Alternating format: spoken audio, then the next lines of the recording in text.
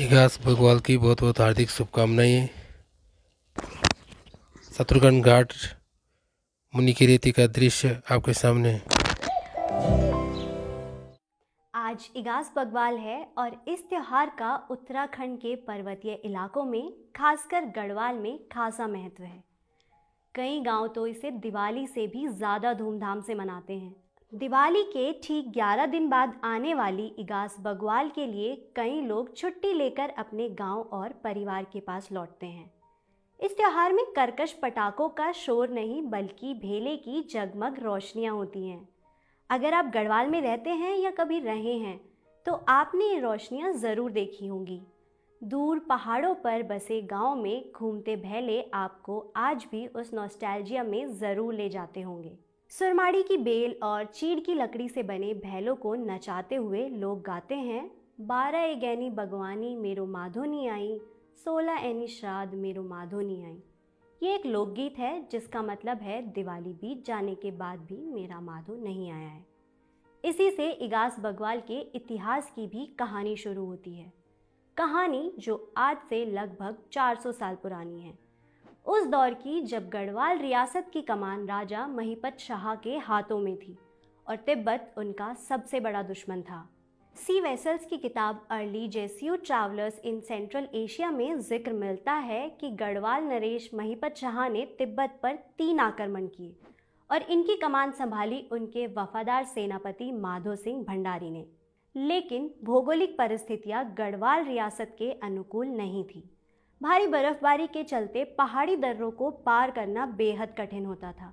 लिहाजा एक समय ऐसा आया जब तिब्बत और गढ़वाल रियासत के बीच शांति समझौता हुआ, लेकिन ये शांति ज़्यादा दिन नहीं चली। समझौते के कुछ ही समय बाद महिपत शाह को जानकारी मिली कि तिब्बत सैनिकों ने वीरभड़ बर्तवाल बंधुओं की हत्या कर दी है। इस खबर से गुस्साए गढ़ नरेश ने तुरंत ही माधो सिंह भंडारी को तिब्बत पर आक्रमण का आदेश दिया।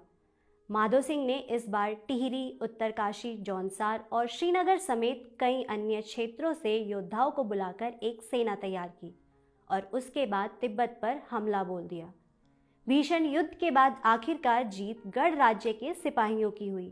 उन्होंने तिब्बत की सीमा पर अपनी मुनारें गाड़ दी जो आज तक वहीं मौजूद हैं। इससे जुड़ी एक दिलचस्प जानकारी ये भी है कि जब आगे चलकर 20वीं सदी की शुरुआत में अंग्रेज़ों ने तिब्बत से भारत की सीमा निर्धारित की तो इन्हीं मुनारों को मैकमोहन लाइन माना गया। बहरहाल वापस लौटते हैं 17वीं सदी की कहानी पर। योद्धा माधो सिंह भंडारी और उनके सैनिकों ने तिब्बत नरेश को हरा तो दिया, लेकिन इसकी सूचना गढ़वाल रियासत की राजधानी नहीं पहुंच पाई। राजा महिपत शाह ने जब माधो सिंह भंडारी को इस युद्ध के लिए रवाना किया था तो आदेश दिया था कि वो हर हाल में दिवाली से एक दिन पहले श्रीनगर आ जाएं। लेकिन दिवाली आने तक न माधो सिंह आए न उनसे जुड़ी कोई सूचना। इससे राज्य में शोक का माहौल बन गया। कई तरह की अफवाहें फैलने लगी। किसी ने कहा कि पूरी सेना बर्फीले दर्रे में दफन हो गई है, तो किसी का कहना था कि तिब्बत से युद्ध में सारे गढ़वाली सैनिक मारे गए हैं। राजा महिपत शाह ने ऐलान किया कि इस बार राज्य में दिवाली नहीं मनाई जाएगी। टिहरी, रुद्रप्रयाग, चमोली, पौड़ी, उत्तरकाशी और जौनसार से हजारों योद्धा इस युद्ध में गए थे। इनमें से कोई वापस नहीं आया तो पूरी रियासत शोक में थी। ये शोक 4 दिनों तक रहा और तब जाकर टूटा जब राजा का एक खबरी भागते हुए राजमहल में आया और उसने राजा को बताया कि माधो सिंह भंडारी अपनी विजयी सेना के साथ लौट रहे हैं।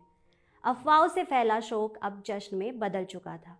राजा ने ढोल नरसिंघा बजवाकर इस जीत की घोषणा करवाई। चारों दिशाएं वीर योद्धा माधो सिंह भंडारी के जयकारों से गूंज उठी।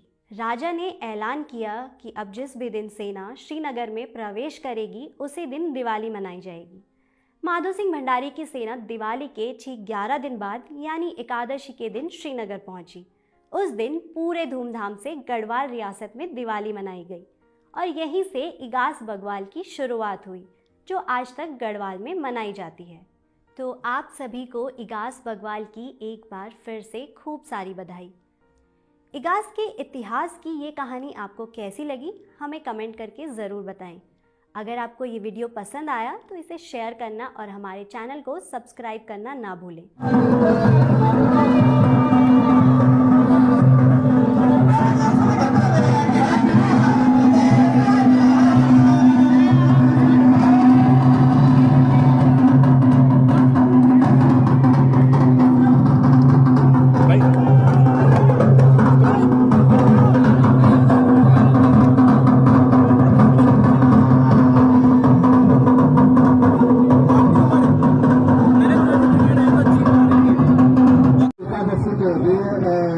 हरि प्रबोधिनी एकादशी को ये पावन पर्व विकास के रूप में मनाया जाएगा और देवभूमि उत्तराखंड में इस पर्व को बड़ी धूमधाम से मनाया जाता है। उत्तराखंड का लोक पर्व विकास, उत्तराखंड के लोक पर्व विकास की आप सबको बहुत बहुत बधाई और शुभकामनाएं। ये देखिए बहुत ही सुंदर दृश्य